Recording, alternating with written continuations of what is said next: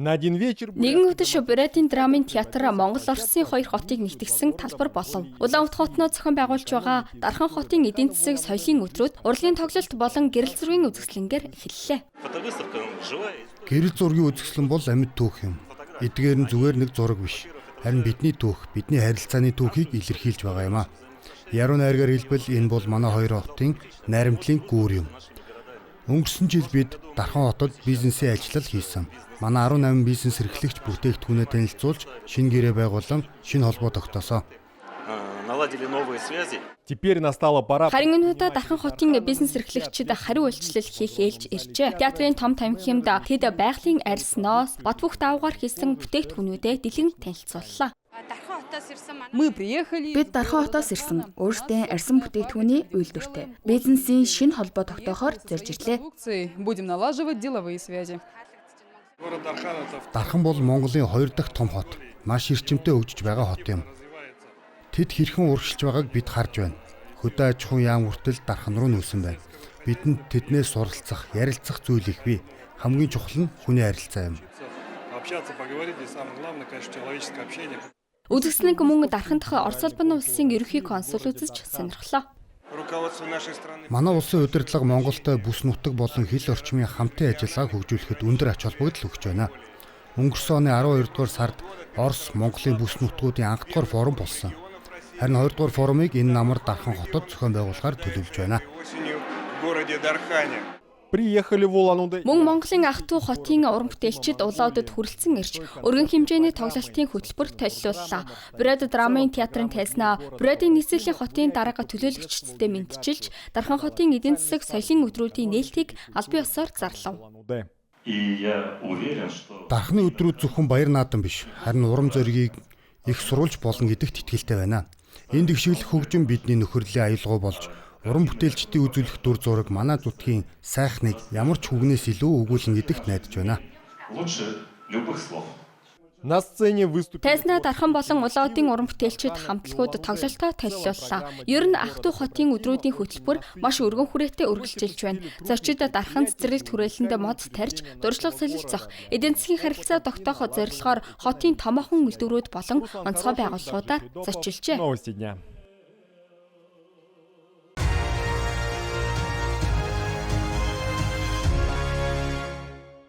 Сүүлчийн даалгаварт сурагчдыг 3 багт хуваан мастер классууд руу илгээжээ. Тэнд тэд шинэ мэдлэг олж авахаас гадна оноо цуглуулах боломжтой байв. Бага насны хүүхдүүд зохион бүтээлд загварчлалын анхан шатны хичээлд оролцлоо. Хоёрхан дугуйтай хийж болох уу? Үгүй. Яагаад? Тэгэхэр чин явахгүй. Зөв. Энийг нь салгадах бол бүхийг нь бие дагаад 2 дугуйтай явна. Сайн байна. Надад хичээл таалагдж байна. Хүссэн бүхнээ хүснээрээ эвлүүлж болно. Ийм хичээл сургууль байгаа нь сайн хэрэгэ. Хичээлээ дудаж байна уу? Тийм. Ирээдүйд хэн болох вэ? Ирээдүйд би лего угсардаг хүн болмоор байна. Асах насны хүүхдүүд дижитал дизайнд хүч сорьжээ. Тэд тусгай програм дээр янз бүрийн арт түмний бэлтгэл бүхий ил загтал зурах даалгавартай байв. Зөвхөн таблет болон электрон үсэг стилус ашиглах ёстой гин. Хөнгө оруулахын тулд онож дарахад жаахан хэцүү байсан. Тэрнээс шамархан юм байна. Стилусаар энэ таблет дээр ажиллах гоё юм байна. Гэхдээ сул тал бий. Гарч жирвэл онж чадахгүй. Зураг мөрөөчдөг. Гэхдээ айх зүйлгээс сурч болно. Багшийн хэлснээр ийм хичээлүүд нь зөвхөн бүтээлч сэтгэлээ хөгжүүлэхээс гадна хүүхдүүдийг нэгтгэдэг аж. Юуны өмнө бид харилцаа холбоо хөгжүүлж байна. Хүүхдүүд хамтын төсөл дээр ажилладаг. Мөн төслөө өөрсдөө хамгаалдаг. Өөрөөр хэлбэл бид энд зөвхөн зураг зурж ямар нэг зүйл бүтээгээ зогсохгүй багаар ажиллаж сурдаг. Ингэснээр нийгэмшиж мэдээжийн нарийн хөдөлгөөний чадвараа хөгжүүлдэг. Ялалтын марш наадам 11 дахь жилдээ зохион байгуулагдаж байна. Зохион байгуулагчид аюулаас чадварыг хөгжүүлэхээс гадна техникийн бүтээлч сэтгэлгээгээр дамжуулан их оронч үзэл түүхийн сонирхлыг хүүхдүүдэд төлөвшүүлэхийг зорддог. Санаа нь маш энгийн байсан. Техникийн чиглэлээр хичээлдэг хүүхдүүд ийм уралдаанд оролцсноор өөрсдийн мөрөөдөл, төсөөллөө бодит болгох боломжтой. Энэ бол үнэхээр онцгой наадам. Манай хотод ийм арга хэмжээ өөр байдаггүй. Учир нь энэ наадам авгаа их ялалтын өдөр зориулан зохион байгуулагддаг юм а. ко дню Великой Победы. Залуу инженер техник сонирхогчдод Бурайдын ардын хурлын орлогч дарга Татьяна Мантатова урам зориг өгсөн үг хэллээ. Инженер сэтгэлгээ өндөр технологи юуны төрөнд инх тайван сайн сайхны төлөө үйлчлэх ёстой. Та бүхний ухаалаг бодол, ариун хүсэл зөвхөн сайн сайхан руу чиглэж байгаа гэдэгт би итгэдэг. Та бүхэнд сайхан сэтгэл, шудраг өрсөлдөөн, ялалт хүсье. Красивой победы. 9 ялагч робот техникийн урагсардаг тоглоомоор шагнуулжээ. Тэдгээрийн дунд авгаа дайны үеийн танкны загваруудч байсан юм. Мөн робот техникийн иж бүтээл бүхий тусгай шагналуудыг сугалаагаар гард туллаа. Валентина Цыбикова, Сергей Медведев, Новости дня.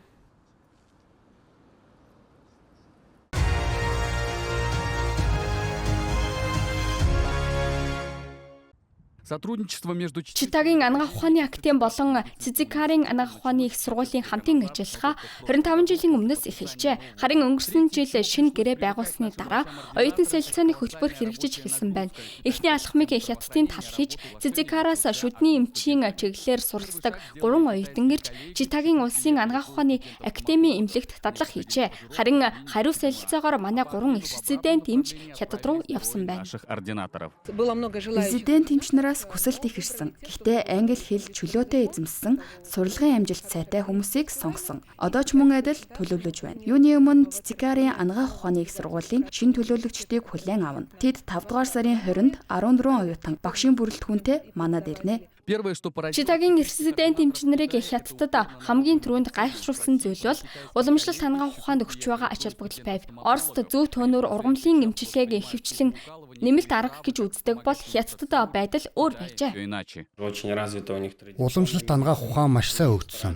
Тэд үүнийг анагаахын бүх салбар, бүх чиглэлд ашиглахыг хичээдэг. Голдуу төрөл бүрийн цай, тосон түрхлэг, зүү төөнөр хэрэгэлдэг. Хятадын анагаах ухаан Оросынхоос өөр. Бидэнд тэднээс суралцах зүйл их бий. Тэд ч мөн манайхаас олон зүйлийг сурч байна. Хүн бүр өөрийн арга барилтай. Хоёр дахь том ялгаа нь эмчилгээний аргаас илүү эрүүл мэндийн тогтолцооны зохион байгуулалттай холбоотой байлаа. Сэтгцийн эмэх судлалын тэнхимийн резидент эмч Вероника Романова Хятадын эмчнэр Оросын эмчнэртэй харьцуулахад илүү өргөн эрх мэдэлтэй байдгийг онцолсон юм. Албадан эмнэлэгт хэвтүүлэх, эмнэлгийн магадлан шинжилгээ хийх зарчим нь Орос төмөрддгөөс баг зэрэг өөр. Тэд эмчид илүү их эрх мэдэл өгдөг. Харин манай улсад эрх мэдэл нь илүүтэй шүүх байгууллагад байдаг. Албадан хэвтүүлэх шийдвэрийг шүүхээр гаргадаг бол тэнд эмчнэрийн комиссар шийддэг. Там посредством врачебной комиссии. Читийн резидент эмчнэрийн дасах шаардлагатай болсон 3 дахь зүйл бол ажлын асар их ачаал байв. Хятадын эрүүл мэндийн тогтолцоо өөр хэмнэлээр ажилладаг бөгөөд үүнийг резидентүүд шууд мэдэрчээ. Тэдний дадлага хийсэн Цэцикар хот 4 сая гаруй хүн амтай. Үүний зэрэгцээ Хятадд асрагч ажилтан бараг байдаггүй аж. Өвчтнийг асрах ажлыг үндсэндээ гэр бүл нь хийдэг. Үүнд хооллох, онцлогооны үзлэгт хүргэх, ариун цэврийн үйлчилгээ бүгд орно.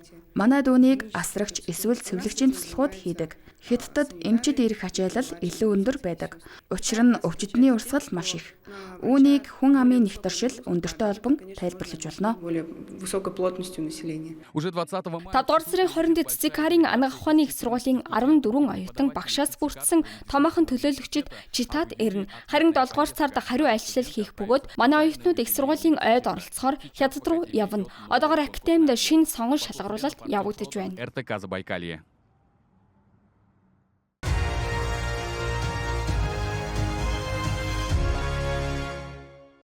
Халимгийн тэргүүн Бату Хайсиков Элстэй хотноо болсон НТГ-ийн соёлын өдрүүдийн нээлтийн ёслолд оролцлоо. Тэрээр үг хэлэхдээ манай хоёр улсын найрсаг харилцаа, олон улсын нэгт хамтын ажиллагааг онцлон тэмдэглэв. Соёлын солилцоонд чиглэсэн өнөөгийн арга хэмжээнүүд нь энэхүү харилцааны логик үргэлжлэл гэдгийг хэлсэн юм. Би зөвхөн бүгд найрамдах улсын тэргүүний хувьд төдийгүй буддын сүсгтэн хүний хувьд ч энэ этгийн найзуудаа талархал илэрхийлэх нь чухал гэж бодож байна. Өнгөрсөн оны 10 дугаар сард манай нутагт бэлгэлсэн гайхамшигтай бэлгийн төлөө баярлалаа. Тодорхойлбол Будда Шагжамүнийн шүтэн анх удаа манай нутагт заларсан. Энэхүү ариун шүтэн манай газар нутаг болон хүн бүрийг адилсан юм. Маш их баярлалаа. Энэ үйл явдлын дурсамж үрд хадгалагдаж, манай нутаг хамгийн сайн сайхныг хүртэх ёстой гэсэн итгэлийг бидэнд өгсөөр байх болно. Манай хайлмаг эрчимтэй өгжиж бид зочдоо ялангуяа энэтхийн найзуудаа үргэлж баяртайгаар ухтаа авах болно. гостям, друзьям из Индии. Нээлтийн арга хэмжээнд энэтхэгийн талыг энэтхэгийн соёлын харилцааны зөвлөлийн ерөнхий захирал Нандини Сингла төлөөлөн аралцлаа. Тэрээр энэтхэгийн соёлтой танилцах нь хадимгийн оршин суугчдад олон сонирхолтой зүйл авчирна гэдэгт найдаж байгаагаа илэрхийлв. Мөн тус зөвлөл хүмүүнлэгийн салбарын хамтын ажиллагаа тэр дундаа академик солилцоог дэмжихэд бэлэн байгааг онцолсон юм. Манай байгууллага жил бүрэн санхүүжилттэй 4000 гаруй тэтгэлэг олгодог. Харамсалтай нь одоогоор тэтгэлэг хүртэгчдийн дунд халимгийн төлөөлөл байхгүй байна. Тиймээс манай бүгд найрамдах улсын оюутнуудад хандан ихийг хүсэж байна. Та бүхэн энэхүү тэтгэлгийн хүрээнд хүссэн чиглэлээрээ суралцах боломжтой. Энэ нь дэлхийн эдийн засаг, удирдлага, инженерчлэлийн судалгаа байж болно. Эсвэл аюурвед, буддизм ч байж болно. Тиймээс манай цахим хуудасаар орж бүх чиглэлтэй танилцахыг зөвлөж байна. Хүмүүнлэгийн хамтын ажиллагааны үндэс хэдийн тавигдсан гэдгийг тэмдэглэх нь зүйтэй. Одоогоор Халимгийн улсын их сургуульд энэтхэгийн эхний 100 оюутан суралцж байна. Тэдний хувьд Элстэй хотноо энэтхэгийн соёлын өдрүүд болох гэж байгаа нь баяртай мэдээ байлаа. Тэд нутаг нэгтнүүдэд дисэн ядан хүлээж байсан юм. Бид энд ирсэн нь маш сайхан хэрэг. Энд бидэнд ойр дотны жинхэнэ соёлын ур амьсгал байна. Мөн халимагт энэтхэгийн соёлын өдрүүд болж байгаагаар бид маш их бахархаж байна. Бид шөнө ирсэн болохоор хотыг үзэж амжаагүй. Гэхдээ энд маш тухтай, дулаан мэдрэмж төрүүлсэн. Энтхийн хүмүүс үнэхээр гайхалтай, маш найрсаг юм. Ийм өдрүүд нь соёлоодыг ойртуулах зорилготой. Маш сайхан санаачлаг. Цаашдаа ийм арга хэмжээнүүд тогтмол болох байх гэж найдаж байна. Ер нь бид бүгд эмээ нартайгаа энэтхэг кино үздэг шүү дээ. Энэтхэгийн хувцас ялангуяа сайрын маш гоё санагддаг. Энэтхэг хоолч амсаж үзсэн. Зарим хоолнд нь би дуртай болсон. Гэхдээ зарим нь бидэнд зориулж арай бага халуун ногоотой болгосон байсан. Бүх зүйл нэг л бодит бус мэт санагдаж байна. Хэмлэгсэн утгаар биш. Харин бидэнд бүх зүйл шинэ содон байгаа учраас тэр буддын шишин оллон шүтдэг ийм газар өмнө нь очиж байгаагүй. Энэ нь маш онцгой, сонирхолтой мэдрэмж төрүүлж байна. Хүссэн хүмбэр энэтхэгийн Гужарат, Одеша, Прадеш мужуудын ардын болон сонгодог бүжгийн мастер класст оролцож йога, бяцлаглалын анхан шатны мэдлэг эзэмших боломжтой байлаа. Мөн ялалтын талбайд төрөл бүрийн гэрэл зургийн бүс, бэлэг дурсгалын павильон, энэтхэгийн уламжлалт хоолтой фуд корт ажиллаж, кино усвар, буддаа судлалын тэргүүлэх эрдэмтдийн лекцүүд зохион байгуулагдаж байна. Түүнчлэн халимагт ажиллах хугацаанд Нандини Сингла болон Оросын холбооны улс дахь энэтхэгийн элчин сайдын яамны 2 дугаар нарийн бичгийн дарга Паван Кумар нар иргэний болон агуу эх орны дайнд ам үргэлдэгсдийн дурсгалын зохицолборт хүндэтгэл үзүүлжээ. Энэтхэгийн ерөнхий сайд Нарендра Моди ялалтын өдөр бол бидний хамтын баяр хэмээн хэлсэн байдаг. Энэ нь Орос энэтхэгийн харилцаа стратегийн шинжтэй болохыг дахин нотолж байна. Хоёр тал түнш орнуудынхаа түүхийг мэдэж ард түмнийх нь уламжлалт түүхийг хүндэтгдэг юм. Середина земли, Калмыкия.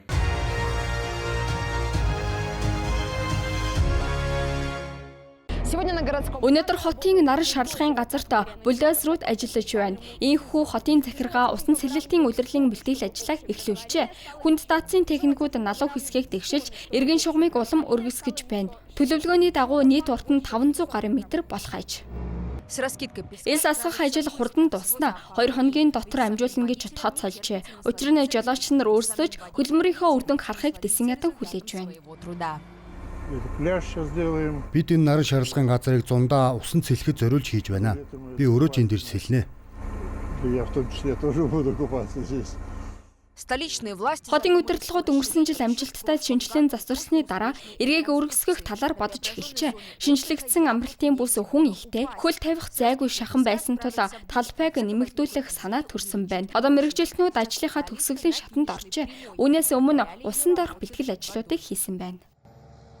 Эхлээд бульдозероор ёроологон зассан. Усны түвшин хамгийн бага байх үед ирээдүйн усан цэлэх бүсийг бэлтгэж чадсан юм. Одоо бид дээд хэсэгт нь ажиллаж байна. Энд хүмүүс амарч наранд бие шарж цагийг ая тухтай өнгөрөөх боломжтой болно.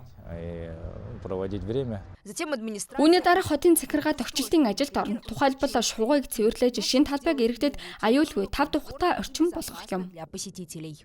Нэмэлтээр нарны сандал байрлуулна. Аврах албаны нэмэлт пост ажиллуулна. Мөн хүүрээр хамгаалтын бүс татна. Ер нь усан цэлэх бүс өргөжж байгаа гэсэн үг. Үүнээс гадна нэмэлтээр аврагчид ажилд авна. И дополнительно нанимаем спасателей. Одоохондоо мэдээж хэрэг уц бүлээн болоогүй байна. Учир нь мөс төрөх үе хараахан дуусаагүй байгаа юм а. Харин түүний дараа хотод хүсэн хүлээсэн дулаан цаг ирнэ. Хотын захиргаа наран шаардлагын газрын аль биесны нээлтийг 6 дугаар сарын эхний 10 хоногт хийхээр төлөвлөжээ.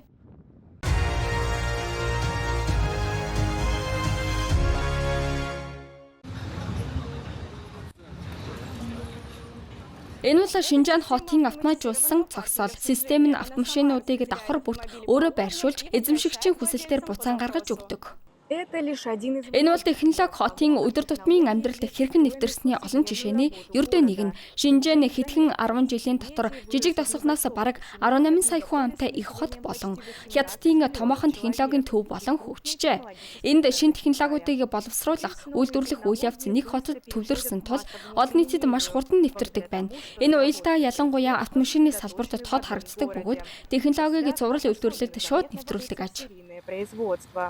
BYD бол цахилгаан автомашины хамгийн том үйлдвэрлэгчдийн нэг. Зөвхөн өнгөрсөн онд тус компани 2 сая гаруй цахилгаан автомашин үйлдвэрлэж, борлуулалтаараа Теслаг даван дэлхийд тэргүүлсэн юм. Тус компанийн төв Шинжаан хотод байрладаг бөгөөд үйлдвэрлэлийн бүрэн мөчлөгийг бүрдүүлж, голод ангиудынхаа ихэнхийг өөрсдөө үйлдвэрлэдэг. Ингэснээр шин шийдлүүдийг хурдан нэвтрүүлж, үйлдвэрлэлээ шуурхай өргөжүүлэх боломжтой болтгоо. Үйлдвэрүүдэд ажилчдын ачааллыг бууруулж, үр ашиг нэмэгдүүлэх зорилгоор роботжуулсан шийдлүүдийг аль хэдийн ашиглаж эхэлжээ. Ийм шийдлүүдийг Шинжааны технологийн мэргэжсэн компаниуд боловсруулдаг байна. Олон үйлдвэрт бүх ачаа эд ангийг хүний оролцоогоор зөөвөрлөж байна. Тэдгээрийг манай жолоочгүй тээврийн роботууд хүргэдэг. Ийм технологи зөвхөн үйлдвэрлэлд бус, логистик, үйлчилгээ зэрэг бусад салбарт ч өргөн хэрэглэгдэж байна. Энд роботуудыг боловсрал үйлчилгээ үйлдвэрлэлийн салбарт аль хэдийн ашиглаж байна. Жишээлбэл эдгээр роботуудыг тодорхой арга хэмжээ, их сургуулийн төсөл эсвэл тоглолтод түрээслэх боломжтой. Дашрамт хэлэхэд эдгээр нь хятадын гала тоглолтод оролцсон нөгөө нэг роботууд юм.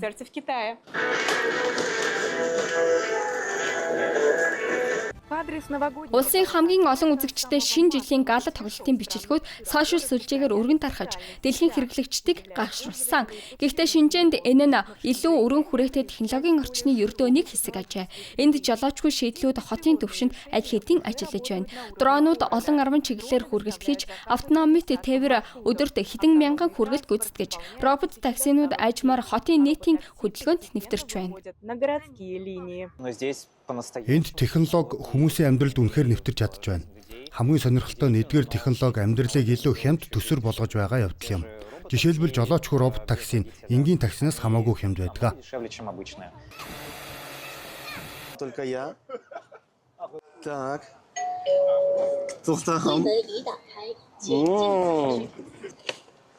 Энэ бүхэн аль хэдийн өргөн хэрэглээ болсон. Хүн бүрт хүртээмжтэй байна. Энд хотын аль ч хүн хүссэн зүйлээ захиалж болно. Хамгийн ойр цэг рүү дрон нисэж очоод хэрэгтэй бүхнийг нь авчирч чана. Яг үүнтэй адил жолоочгүй таксинуудын талаар хэлж болно. Ийм зүйл байдаг нь гайхах юм биш. Харин энэ систем бүхэл хотыг хамарсан нь үнэхээр гайхалтай.